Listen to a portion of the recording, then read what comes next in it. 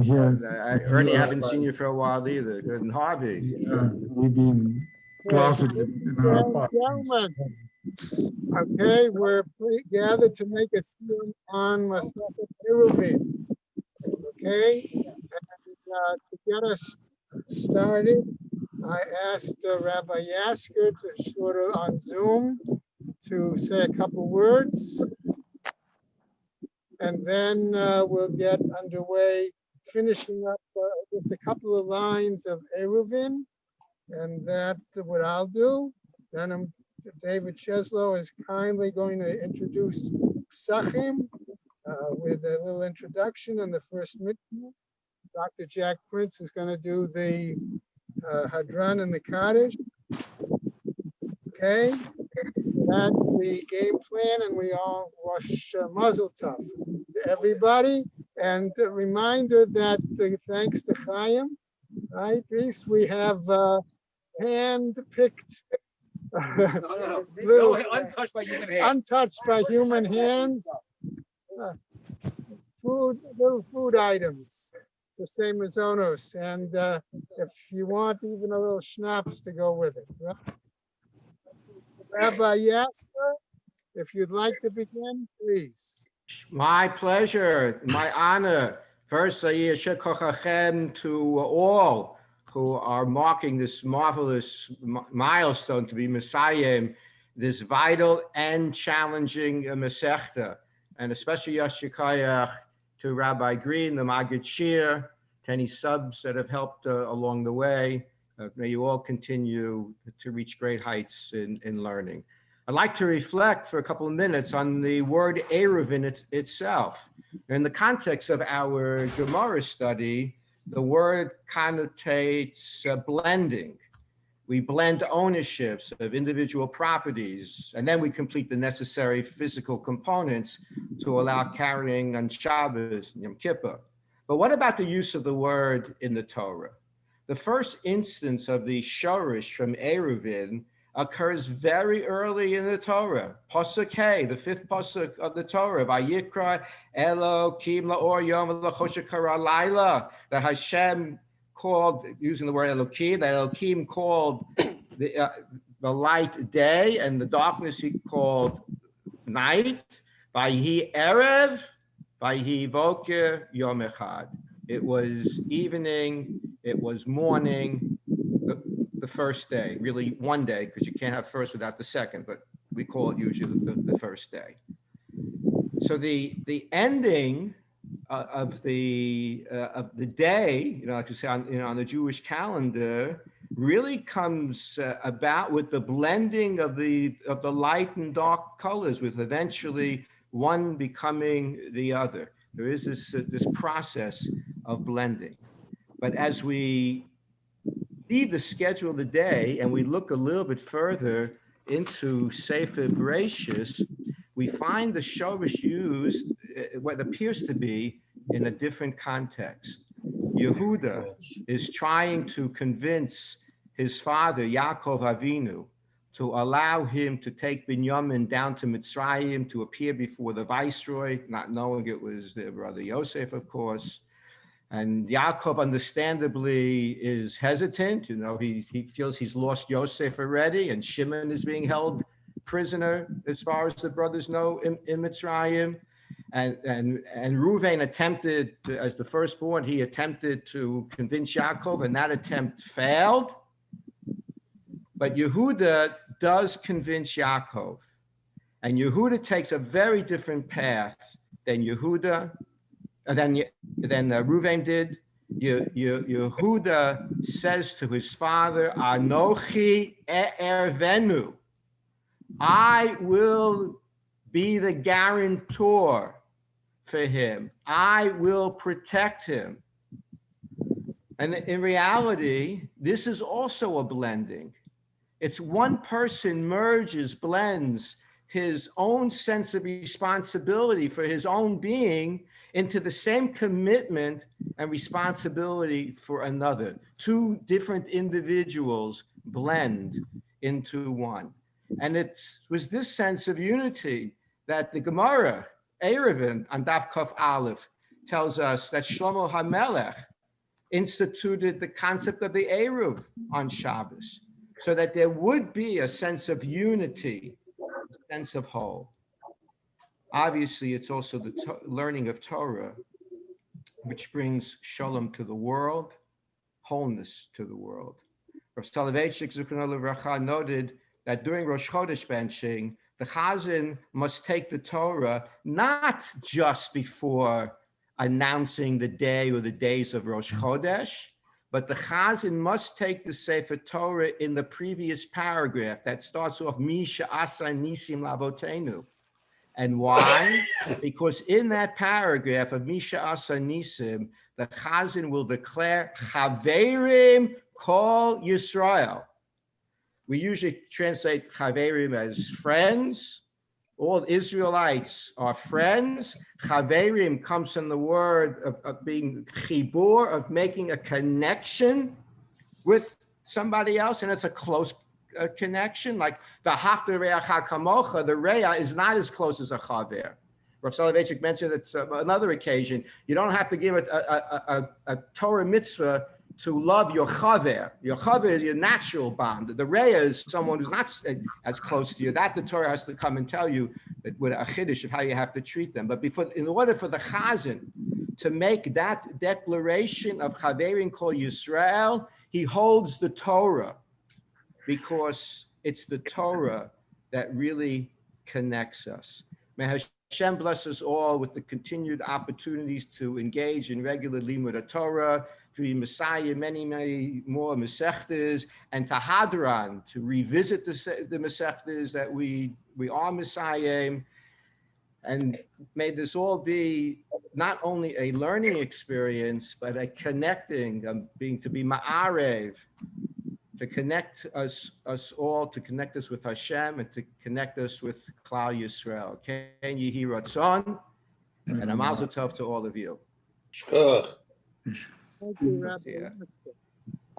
Okay, those who have a text with them, on Kaf Hey Amud Aleph, we're going to finish towards the very bottom. The Mishnah brought a statement by Rabbi Shimon. Actually, it's two statements, and there's a difference of opinion among the Meforshim as to whether the statement that he makes there is only to this particular Mishnah, or whether it's a reflection on a lot of the other discussions we found in other Mishnayot throughout eruvin. But we're just going to pick up towards the very bottom. It's about 3 lines from the end of the Amud. Okay, the second part of what the Rabbi Shimon said, Shelo hitiru lecha ela mishum shvut. Okay, that they did not, the rabbis only permitted to you that which was applicable in regards to rabbinic prohibitions vis-a-vis the temple. Okay. And the Gemara, just as it did a few lines above, asks the question, Heichet Kai, in the sense, where is he standing? What is Rabbi Shimon referring to here? What Mishnah is he talking about? Previously, he suggested a different Mishnah. Now he's suggesting this one. Hatem Kai, here we're talking about this. The Ka'amar Tanakama, as was said by Tanakama, koshra, namely that you tie it. That refers back to the Mishnah that dealt with strings of a harp or a lyre, an instrument used by the Levim in the Beis Hamikdash.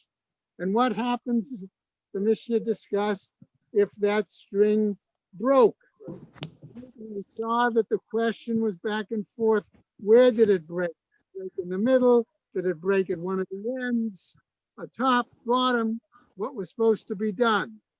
Okay, and so here, this Gemara is telling us that Rabbi Shimon said koshra, that it's permissible to actually tie it. Right? And the Tanakama said that, I'm sorry. Rabbi Shimon on ba. But Rabbi Shimon says, no, you have to make it into a bow, a non-permanent tie. okay, and therefore would not be us.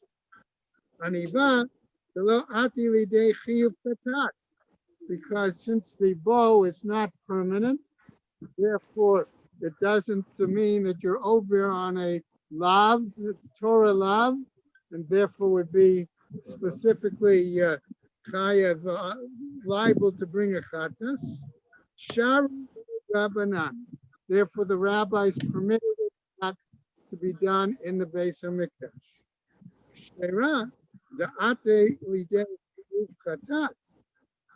But on the other hand, if we're talking about b'medina outside of the precinct in the countryside, okay, any kind of tying would therefore result in, on Shabbat, result in a being over on the lav of, in that case. Lo sharu le rabbanan. That's where the rabbis. So that is the end of Gemara Eruvin. Adran alach hamotzei tefillin, aslik ala mashechet Eruvin. Okay. So at this point,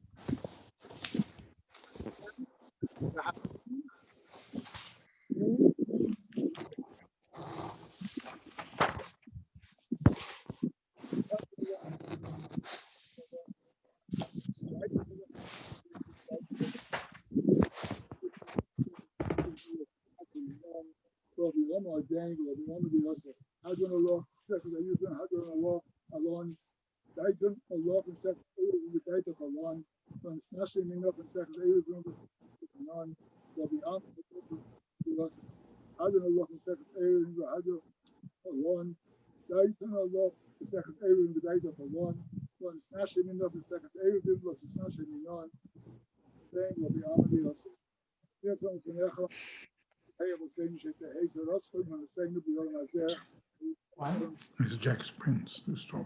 Who's reading sunrise.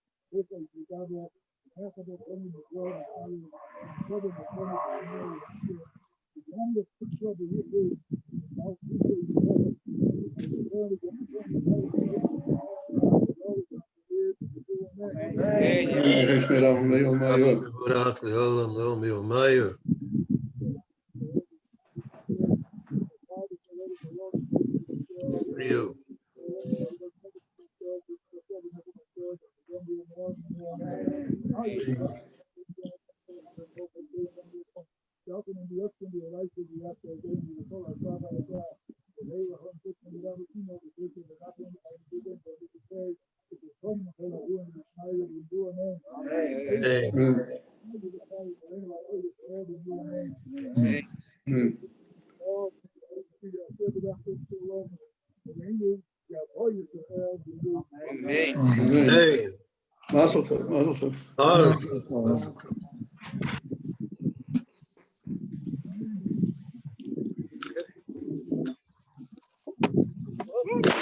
There we go. Mazel tov.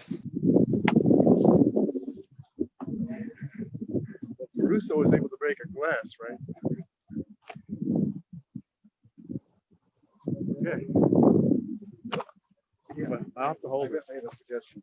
It's Francis, if I miss him. He's there, background on.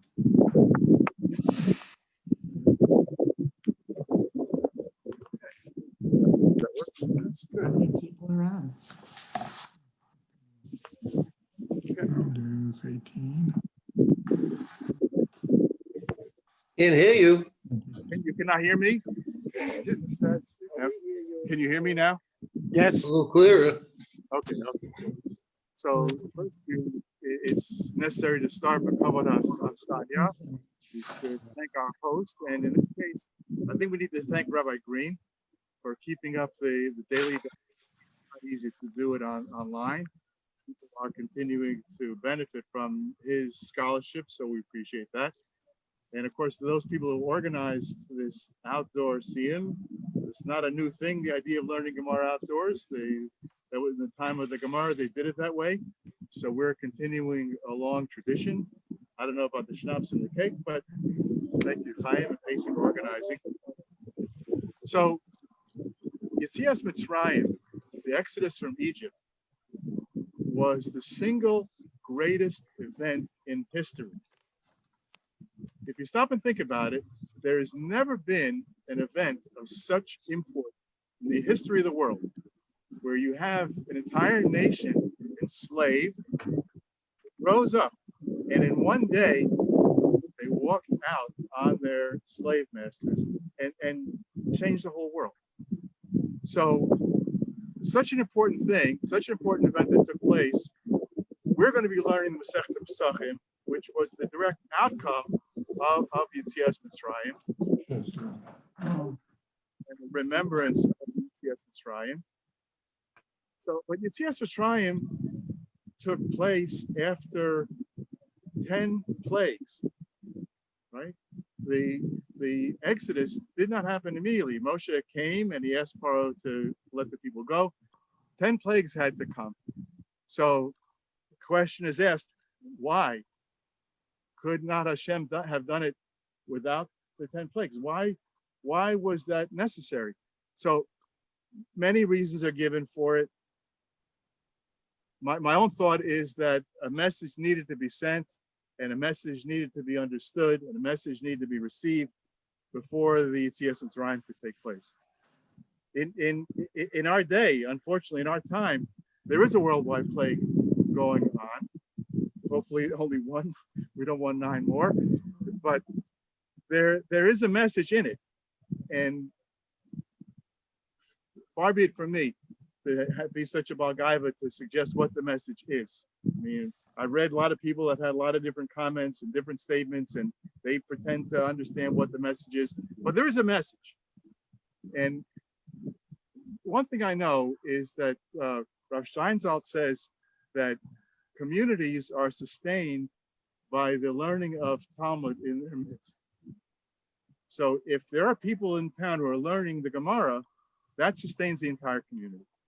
Daf Yomi is a worldwide phenomenon. People are learning all over the world. And we hope that our learning measures up and that we're going to be among those that help to sustain the world and get through this crisis. And before I start, I have to thank one other person, because once it was clear we weren't going to be able to go back to shul, so now the question arose for me the very next day on Shabbos, because we closed the shul Friday afternoon. So what was I going to do about Daf Yomi? And I have to say, my wife came forward and she said to me, I'll learn with you. and so since that day, we've been learning together. So I want to thank her and maybe other women too, maybe other wives have been learning with, and that's a tremendous thing. So that's a benefit, something good that's come out of this mapola.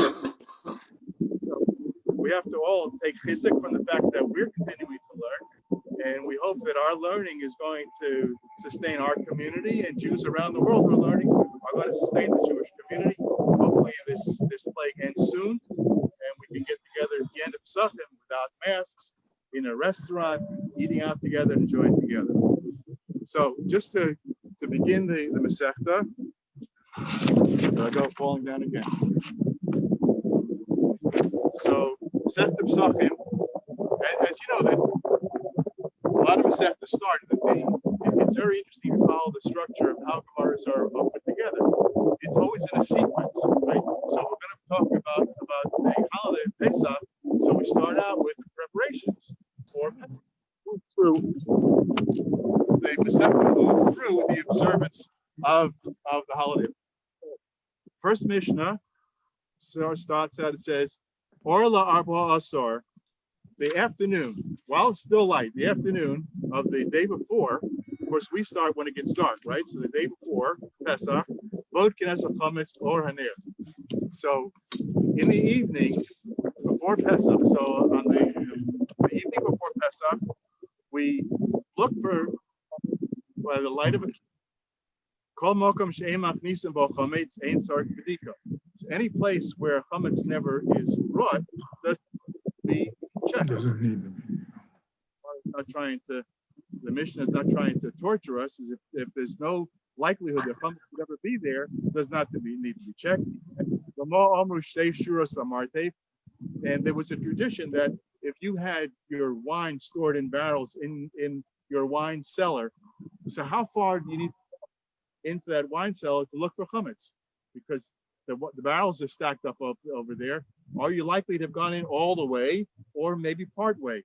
So makom shemachnisim bo chametz, that area which chametz could be brought or is brought, Beisham Yomrim, Shtei Shuros al Pnei Kol HaMarteh. So Beishamai says the first two rows across the entire wine cellar. Bezhil Yomrim Shtei Shuros HaChitzonos, Shehein, say the first two, only the first two rows, the outer two rows, because they are the upper ones. In other words, according to Beis Hillel, the likelihood is that only those two first lines, those two first rows, are where workmen maybe would have been in there eating their lunch or whatever it was, and the chametz could have been brought there. But Beis Shammai is stricter; he says the entire, all the sides of the cellar, at least two rows in. And we'll continue gobbling tomorrow, and we'll do the explanation of the Gemara of our mission.